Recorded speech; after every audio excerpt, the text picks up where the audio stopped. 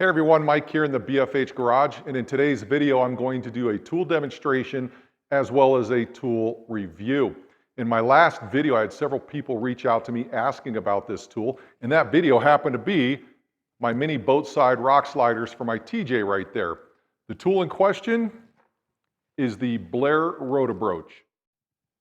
So what is a Rotobroach cutter? A Rotobroach cutter is an annular cutter, and you're going to find these most often used in the aerospace industry, in a machine shop or a fab shop, somewhere where they need a high degree of accuracy and precision. Now, unlike a regular drill bit that removes all of the material when it drills a hole, an annular cutter cuts a groove around that outside diameter until the hole is complete.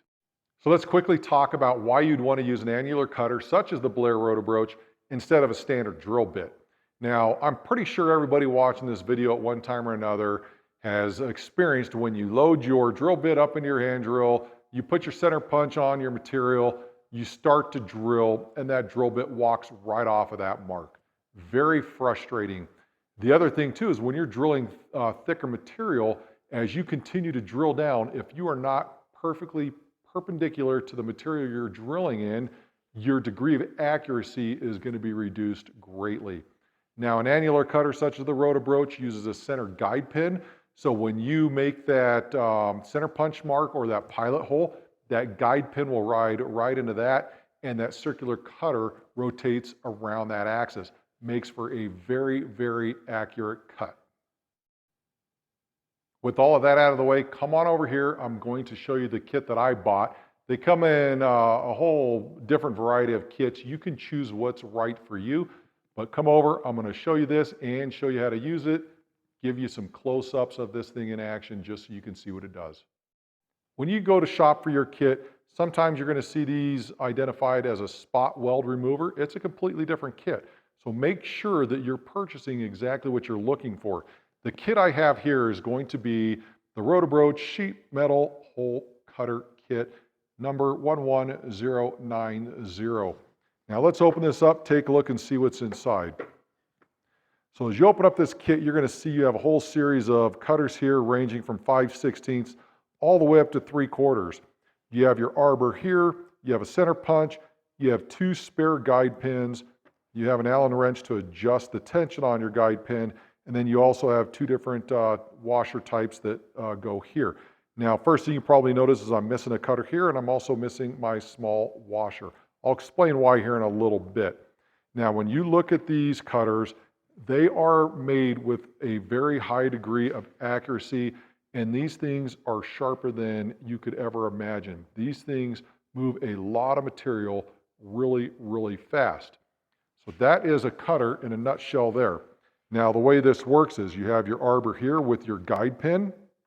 You can choose to put a washer on here. So the reason you want to throw this washer on here is when you put your cutter on and you screw it all the way down, these cutters can sometimes tend to get stuck really tight onto the arbor.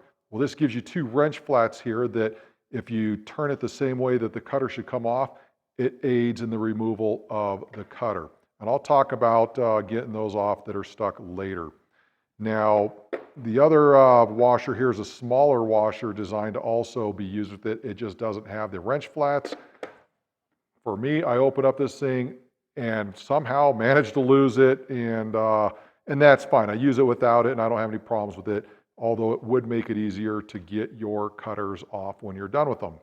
Now, the center punch here, just like the center punch, you take a hammer, you strike, you make your mark, and that is what the guide pin will ride in. So when you look at my coupon here that I already have center punched, you're going to see that the Rotobroach would go to the center punch, it would sit right in there, and then that cutter will spin and that guide pin stays right into that. You can see how I move it and that guide pin doesn't come out of there. So it allows for a high degree of accuracy because of that. So let me put one of these together. We're going to get some material up here in my vise, and I'm going to show you how to use this thing.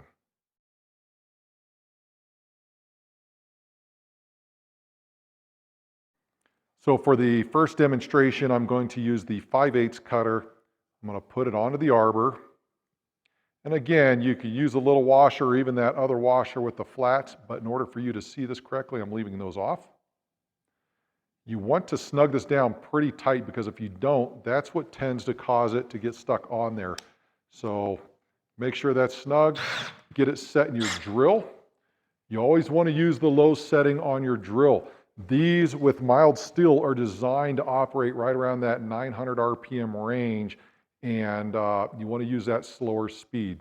Make sure you use cutting oil when you're making your holes. That will last a lot longer. So the guide pin here, so first of all, as you can see, I drilled 2 pilot holes here. So when you're talking an 1/8 inch pilot hole with a center punch mark, you get that hole right where you want it. Then you put your guide pin inside the hole, and then there you go, now it's there. And you want to be perfectly perpendicular to this and get the hole started before you start applying too much pressure. So get it going, then you can start applying your pressure.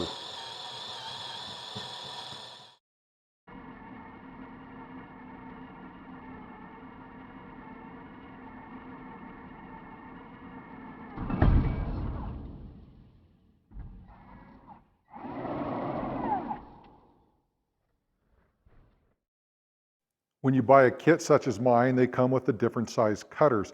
What's nice about that is you can pair it up to other things that you may need them for. I set a lot of Riv Nuts, and this Rotobroach cutter was instrumental in successful location of my Riv Nuts on my Jeep body. It's not like I can move Riv Nuts over one way or the other.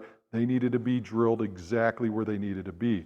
So the nice thing about this is that you have the different sizes for whatever application you may need it for.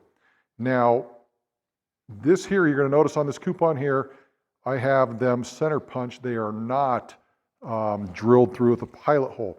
Now, the nice thing about this is that this guide pin here, when you get done drilling, it acts as an ejector for the piece that's on the inside. For example, this came out, this one had the pilot hole in the last one. Without the pilot hole, though, it's going to eject that piece out. So I'm going to demonstrate the use of this first, and then I'm going to try to do a slow-mo with that other part getting ejected. So as you look here, you center your guide pin in the center punch mark, and it's very key to be perpendicular to your material. And then you want to start by getting a groove started first before you start applying the pressure needed to make it cut properly.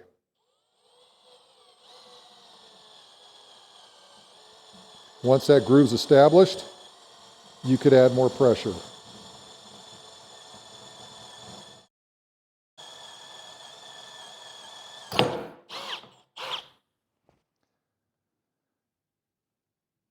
As you can see, I don't have the core piece stuck in there because it was ejected. But the other nice thing is you can see how perfectly round this hole is to the cutter. Now, it's also critical that you use some sort of cutting oil when you're using these cutters.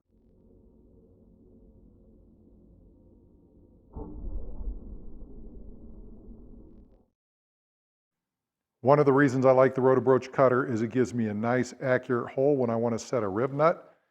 If you've watched my other review, I've done a review on this Astro XL Riv Nut drill adapter. You can see how this just goes right here. And then when I put it through the hole, this is how you set it.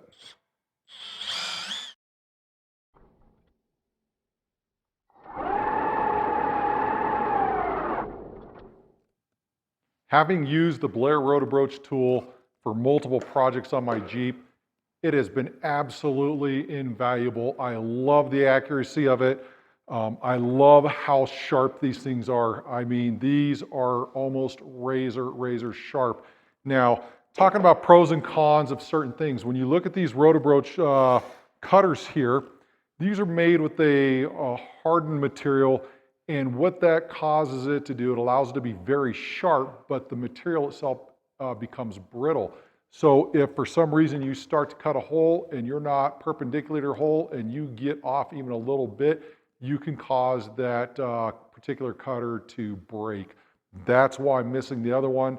Wasn't paying attention, my own fault, went in there and it kind of fell apart on me.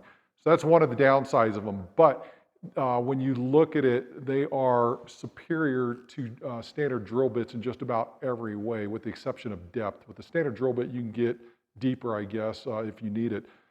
The other thing that a lot of people consider a con on this, but I argue that, is the cost of these kits. When I bought this kit, it was right around $75, I believe, so that seems very expensive. But I encourage you to go out and price drill bits in those same sizes and see, and I'm talking good drill bits, and see where you're going to be cost-wise. It's going to be very, very comparable. These are far more accurate. They cut far quicker than a standard drill bit, especially when you get into that thicker material. I use these all the time now. I cannot say enough about this particular product. Absolutely 2 thumbs up, 5 stars, whatever you want to call it. This thing is absolutely worth it. Hope you enjoyed the video, gave you some demonstrations of what this thing can do. If you have any questions, drop them below in the comments and I will respond to those as I get time. So until then, have a good one. We'll see you next time.